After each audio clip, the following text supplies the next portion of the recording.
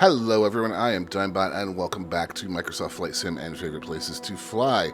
Today we're going to be headed way down south off the tip of the Patagonian coast of South America, 300 miles or 500 kilometers east to be specific, to the archipelago known as the Falkland Islands.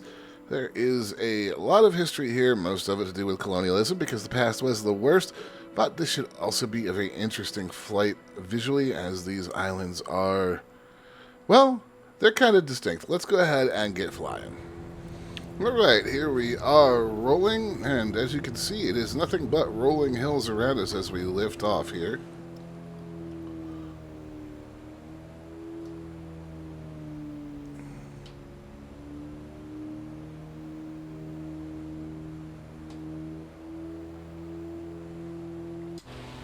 Alright, let's have a quick look around.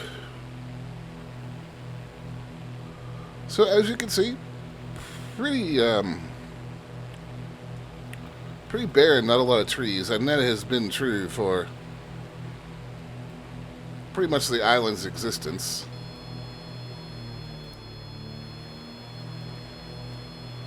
When settlers arrived here, they did try to plant some trees, but didn't really work out that well.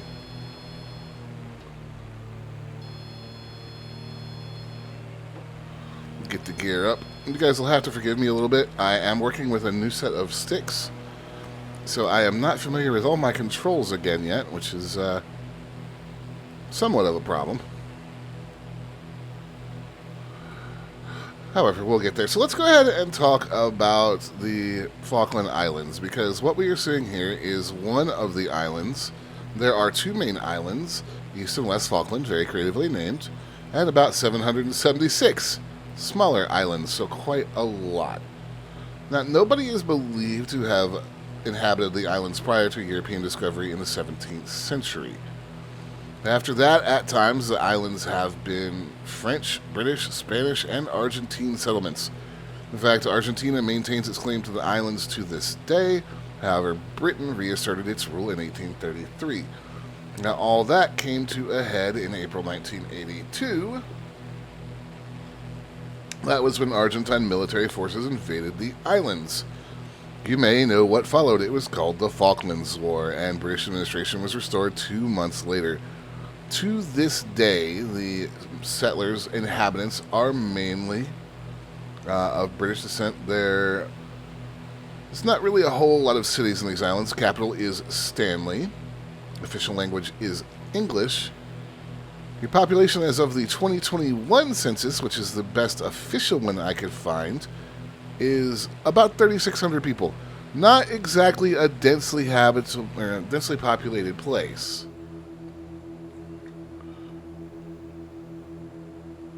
You guys will notice the lack of trees and the overall hilly nature of the grasslands and wonder, well, what is the economy of this place? Well, sheep and fishing. Economic development was originally tied to ship resupplying and sheep farming for high-quality wool. Now, there is also some tourism here. The port of Stanley is the financial center, and there are cruise ships that do stop here.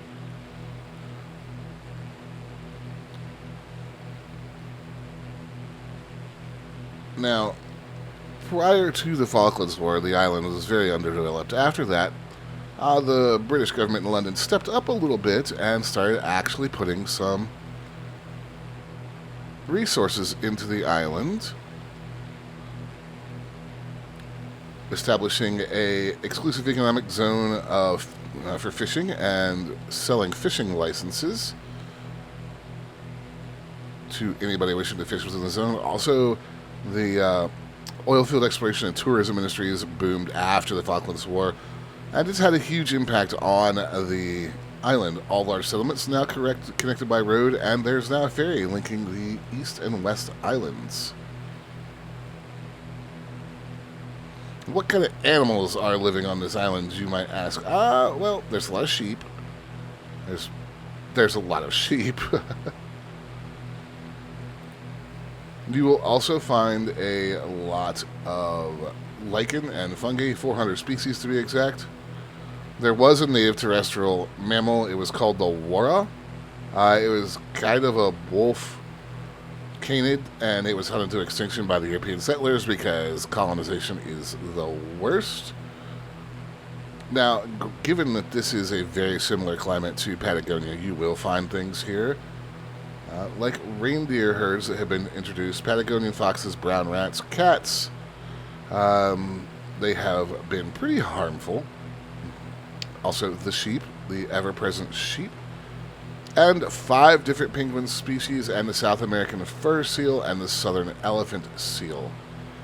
In fact, there's a pretty massive penguin population on these islands, one of the reasons that they are popular for tourism. Now, one of the interesting things about all this development is that, as of 2023, this is crazy to me. The economy of the Falkland Islands is ranked 221st largest out of 229 in the world by GDP. It ranks 10th worldwide by GDP per capita, which is insane. Just absolutely bonkers. Now, one of the things that you can see, and I deliberately chose the more wild side of the island today, but if you head to Stanley, you will see Christ Church Cathedral, which is the southernmost Anglican church on the planet. So, a cool little claim to fame there for the Falkland Islands.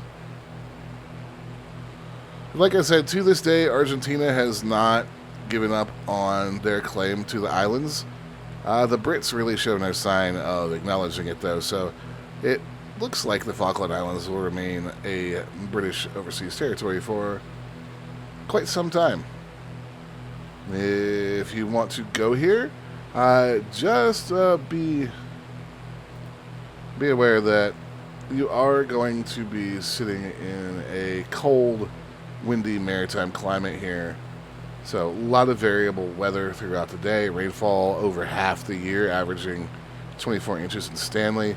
Light sporadic snowfall nearly all year.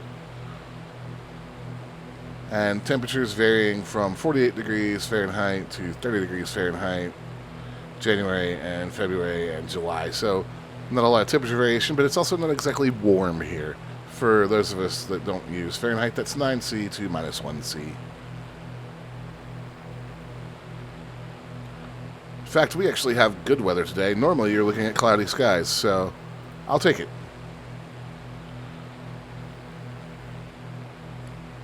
As we circle back around here, it's honestly a strikingly beautiful place.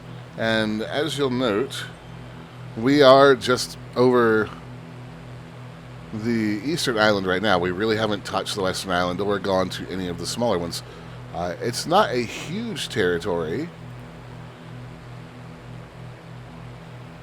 Only covers about 4,700 square miles or 12,000 kilometers. But it's a fascinating place nonetheless, even leaving aside the terrible history of colonialism that is responsible for a lot of its history. Certainly a place that you could land a bush plane if you wanted to. Now, we'll show the EFB one more time. If you want to get to the mainland, well, it's about, as I said, 300 miles, about 500 kilometers. So it is doable. Most of the supplies, I believe, are brought in by air. So you do have several airstrips on the islands, but just take something that can make the hop. Cessna 172 is probably not going to be your best option for that. This Titan, though, should make it with absolutely no problems. As we circle back around and head for the lowlands, guys, that will do it for today. Falkland Islands is a fascinating place, being so far south with so few inhabitants. I hope you guys enjoyed the video. If you did, like and subscribe. It helps the channel out a lot. If you're here to the end, watch time is key on YouTube. So, thank you very much. I'm Digmbot. I'll see you guys next time.